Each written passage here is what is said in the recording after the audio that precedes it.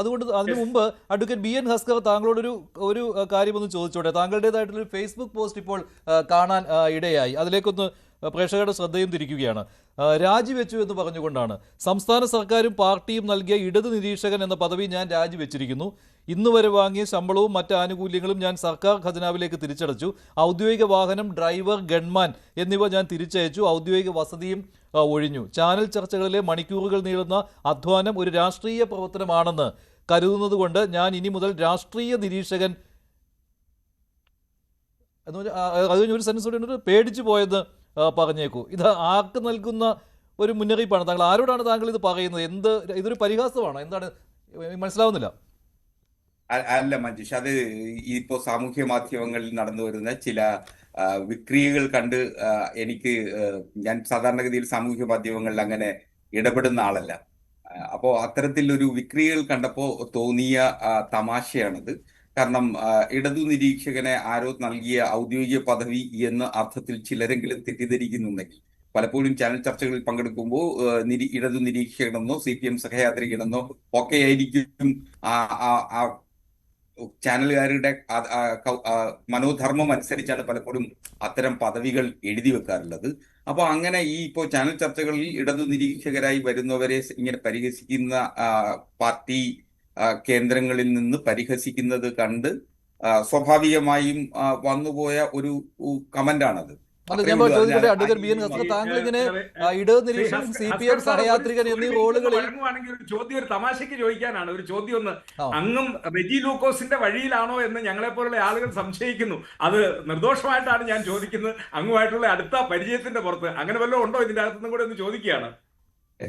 ശ്രീ സേനാപതി വേണു, ഞാനൊരു പ്രത്യയശാസ്ത്ര അടിത്തറയുടെ ഭാഗമായിട്ടാണ് ജീവിതത്തിലുടനീളം സഞ്ചരിച്ചുകൊണ്ടേയിരിക്കുന്നത്. അപ്പൊ ആ പ്രത്യയശാസ്ത്ര അടിത്തറ അങ്ങനെ അങ്ങ് കീഴ്മേൽ മറിയുന്ന ഒരു രാഷ്ട്രീയ പ്രവർത്തനവും നടത്തില്ല. ഞാനിപ്പോ നമ്മളൊക്കെ ഈ ചാനൽ ചർച്ചകളിൽ പങ്കെടുക്കുന്നത് എന്തെങ്കിലും നേട്ടങ്ങൾക്ക് വേണ്ടിയോ ലാഭങ്ങൾക്ക് വേണ്ടിയോ അല്ല.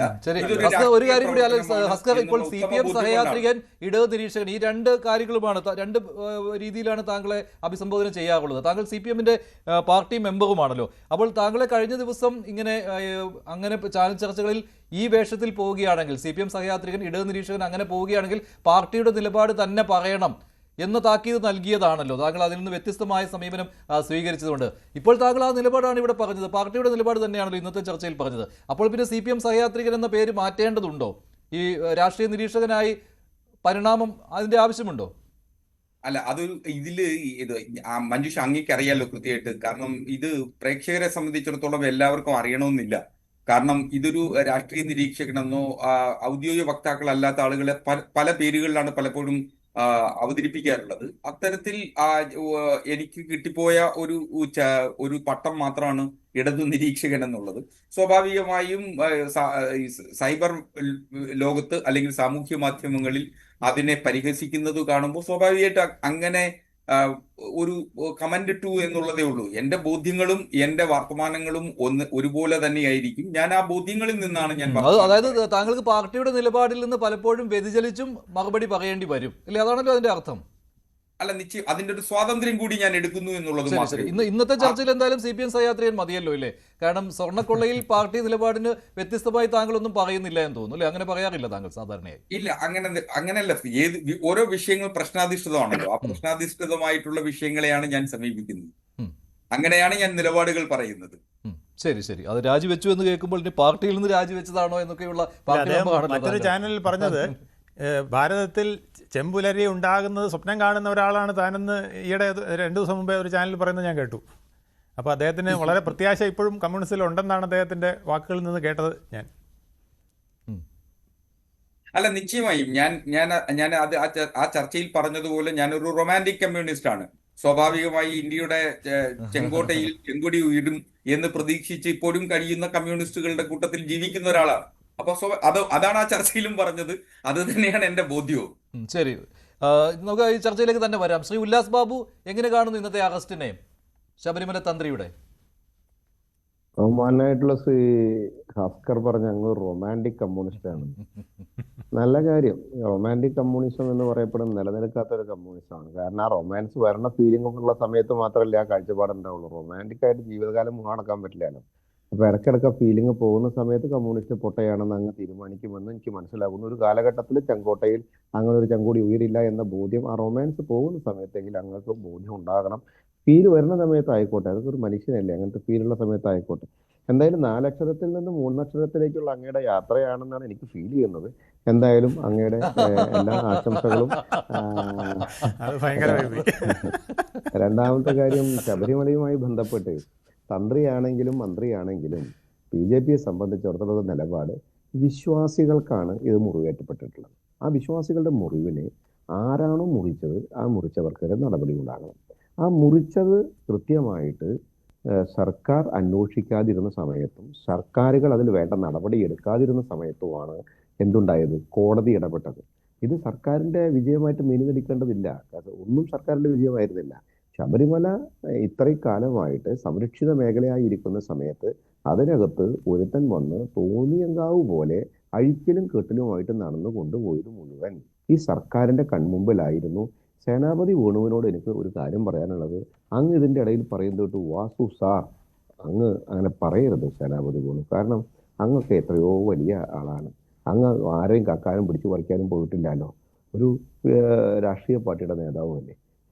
വാസുവിന്റെ ഇന്നത്തെ സ്റ്റൈൽ എന്താണ്, വാസുവിന്റെ ഇന്നത്തെ നിലവാരം എന്താണെന്ന് മനസ്സിലാക്കിക്കൊണ്ട് അങ്ങ് പെരുമാറുമെന്ന് വിചാരിക്കുന്നു. വാസു ആരാണ് പത്മകുമാർ, എന്താണ് Devaswom, Thiruvithamkoor Devaswom board political appointments ആണ്, പൊളിറ്റിക്കൽ തീരുമാനമാണ് എല്ലാം. ആ പൊളിറ്റിക്കൽ തീരുമാനത്തിന് കൃത്യമായിട്ടുള്ള അജണ്ട സെറ്റ് ചെയ്ത് അവിടെ കൃത്യമായ തീരുമാനങ്ങൾ എടുത്ത് ആ തീരുമാനങ്ങൾ നടപ്പിലാക്കുകയാണ് ചെയ്തത്. അവിടെ തന്ത്രി എന്ന് പറയപ്പെടുന്ന വ്യക്തിക്ക് എന്തെങ്കിലും വീഴ്ചകൾ സംഭവിച്ചിട്ടുണ്ടെങ്കിൽ ഇവരുടെ തീരുമാനത്തിനെ അദ്ദേഹം അറിഞ്ഞോ അറിയാതെ കൊണ്ടോ നിന്നുകൊടുത്തിട്ടുണ്ട്, അല്ലെങ്കിൽ അതിൽ ഇടപെട്ടിട്ടില്ല എന്നുണ്ടെങ്കിൽ നിയമത്തിന്റെ വഴിക്ക് പോകട്ടെ. പക്ഷേ മന്ത്രിയെ രക്ഷിക്കാനാകരുത് തന്ത്രിയെ കുടുക്കുന്നത് എന്നുള്ളതാണ് ഞങ്ങളുടെ സ്റ്റാൻഡ്. മന്ത്രിയെ രക്ഷിക്കാനാകരുത് തന്ത്രിയെ കുടുക്കുന്നത് എന്ന് നമ്മൾ കൃത്യമായി പറയുന്നു. തന്ത്രിയെ കുടുക്കുന്നത് എന്നാണോ താങ്കൾ പറയുന്നത്? തന്ത്രിയെ കുടുക്കുന്നു എന്ന വാക്ക് ഉപയോഗിച്ചുകൊണ്ടാണ് കുടുക്കലാണോ അത്? മന്ത്രിയെ രക്ഷിക്കാനാകരുത് എന്ന് പറഞ്ഞാൽ ഇങ്ങനെ പറയാം. ഇനി നിയമത്തിന്റെ വഴിക്ക് പോകട്ടെ. ഞാൻ RV ബാബുവിന്റെ ഫേസ്ബുക്ക് പോസ്റ്റ് കണ്ടിരുന്നു. അദ്ദേഹം പറഞ്ഞു, ഉപ്പ് തിന്നവൻ വെള്ളം കുടിക്കട്ടെ. അതാരാണെങ്കിലും കൃത്യമായിട്ട് തന്നെ അന്വേഷണം നടക്കട്ടെ. പക്ഷെ ഒരു കാര്യം മനസ്സിലാക്കണം, തന്ത്രിയെ അറസ്റ്റ് ചെയ്യുന്ന സമയത്ത് ഇതിനു മുൻപ് ഇവർ കൊടുത്ത അഡ്മിനിസ്ട്രേറ്റീവ് ഓഫീസറായിട്ടുള്ള സുധീഷ് കുമാർ കൊടുത്ത റിപ്പോർട്ടുകളിലോ അതിനു മുൻപ് ഇവരാരെങ്കിലും കൊടുത്ത മൊഴികളിലൊന്നും തന്ത്രിക്ക് ഇങ്ങനൊരു പങ്കാളിത്തമുണ്ടെന്നോ ഇങ്ങനൊരു സംശയാസ്പദമായ കാര്യങ്ങളുണ്ടോ ഒന്നും വന്നിട്ടില്ല എന്നുള്ളത് പൊതുമണ്ഡലത്തിൽ നമുക്ക് എല്ലാവർക്കും അറിയുന്ന കാര്യമാണ്. പിന്നെ ഇങ്ങനൊരു തിടുക്കമായിട്ടുള്ള തീരുമാനം എടുക്കുന്ന സമയത്ത് ഇവർ എന്തിനാണ് തീരുമാനമെടുത്ത് കോടതിയിൽ സ്വാഭാവികമായിട്ട് അവർ പറയുമ്പോൾ, പക്ഷെ കോടതിയുടെ മേൽനോട്ടമുണ്ട് ശ്രീ ഉല്ലാസ് ബാബു. കോടതിയുടെ മേൽനോട്ടം അവിടെ അപ്പോൾ സർക്കാരിന്റെ ഇടപെടൽ സാധ്യമാണോ ഇല്ലയോ? ഇതാണ് CPM-ന്റെ ഒരു അവകാശവാദം. അതാണല്ലോ, അവിടെ കോടതി നേരിട്ടാണ് അന്വേഷണം നടത്തുന്നത്. അല്ല, CPM-ന്റെ അവകാശവാദമൊക്കെ നമുക്ക് നല്ല ബോധ്യമുള്ള കാര്യമല്ലേ. CPM-ന്റെ അവകാശവാദം എന്തായിരുന്നു? പത്മകുമാറും വാസുവും ഇതൊക്കെ ചെയ്ത സമയത്ത് CPM പറഞ്ഞത് ഞങ്ങൾക്കറിയില്ല, അത് ഉദ്യോഗസ്ഥന്മാർ ചെയ്തതാണെന്നല്ലേ അവരാദ്യം പറഞ്ഞു. പിന്നെ ഒരു രണ്ടാമതെടുത്തൊരു ടേക്ക് എന്താ, അത് വേറെ രാഷ്ട്രീയ പാർട്ടിയുടെ നേതൃത്വത്തിലുള്ള സംഘടനയിൽപ്പെട്ട ആളുകൾ ചെയ്തൊരു സൂത്രപ്പണിയാണെന്നല്ലേ അതാണ് ഞാൻ പറഞ്ഞത്. ഉദ്യോഗസ്ഥരുടെ ഈ പറയുന്ന അന്വേഷണ ഉദ്യോഗസ്ഥരുടെ മേൽ ഇടപെടൽ സർക്കാർ നടത്താൻ പറ്റാത്ത സ്ഥിതിയാണ്. അങ്ങനെ താങ്കൾക്ക് തോന്നുന്നുണ്ടോ ഇല്ലയോ? അതാണ് ഞാൻ പറഞ്ഞത്. മഞ്ജുഷ, ഇപ്പൊ ഞാനൊരു കാര്യം ചോദിച്ചോട്ടെ. കോടതിയുടെ മേൽനോട്ടമുണ്ട് എന്നുള്ള യാഥാർത്ഥ്യവും കോടതി തന്നെയാണ് ഇത് കണ്ടെത്തിയത് എന്നുള്ളത് സത്യവും നമുക്ക് എല്ലാവർക്കും അറിയാം. പക്ഷേ ഇടതുപക്ഷ രാഷ്ട്രീയ സർക്കാർ അതിനകത്ത് പൊളിറ്റിക്കൽ തീരുമാനങ്ങൾ എടുക്കുന്നില്ല എന്ന് ഞാൻ വിശ്വസിക്കുന്നില്ല. കാരണം കടകംപള്ളി സുരേന്ദ്രൻ അടക്കമുള്ള ഇതിനു മുൻപുള്ള മന്ത്രിമാരടക്കമുള്ള ആളുകളോട് കൃത്യമായിട്ട് ചോദിക്കേണ്ട കാര്യങ്ങൾ ചോദിച്ചിട്ടില്ല എന്ന് വിശ്വസിക്കുന്ന ഒരാളാണ്. സ്വാഭാവികമായിട്ട് തന്നെ അവരെ സംരക്ഷിക്കുന്ന നിലപാടുകൾ എടുക്കുന്നു എന്ന് വിശ്വസിക്കുന്ന ഒരാളാണ് ഞാൻ. ഒപ്പം തന്നെ പത്മകുമാറിനോട് ഇപ്പോഴും ഇവര് കാണിക്കുന്ന സമീപനം എന്താണ്, വാസുവിനോട് ഇവരെ കാണിക്കുന്ന സമീപനം എന്താണ്? ഇനി പത്മകുമാറിനും വാസുവിനും ഇതിന്റെ പുറകിലുള്ള നിരവധി കാര്യങ്ങൾ അറിയാമായിരുന്നുവെങ്കിൽ, ഞാൻ കൃത്യമായി അടിവരയിട്ട് പറയട്ടെ, പത്മകുമാറിനും വാസുവിനും ഇതിന്റെ പുറകിൽ ഇങ്ങനൊരു കാര്യമുണ്ട് എന്ന് അറിയാമായിരുന്നുവെങ്കിൽ അന്നത്തെ സർക്കാരിനോട് ഇവർ എന്തുകൊണ്ട് അത് അറിയിച്ചില്ല? അവർക്ക് ഉത്തരവാദിത്തം ഉണ്ടായിരുന്നില്ല. ദേവസ്വം മന്ത്രി അറിയിക്കാൻ, ദേവസ്വം മന്ത്രിക്ക് മുഖ്യമന്ത്രി അറിയിക്കാൻ ഉത്തരവാദിത്തം ഉണ്ടായിരുന്നില്ല. മുഖ്യമന്ത്രിക്ക് ക്യാബിനറ്റിനോട് വിഷയം പറഞ്ഞ് അന്വേഷണം നടത്തി കൃത്യമായിട്ടുള്ള നടപടിയെടുക്കാൻ ഉത്തരവാദിത്തം ഉണ്ടായിരുന്നില്ല.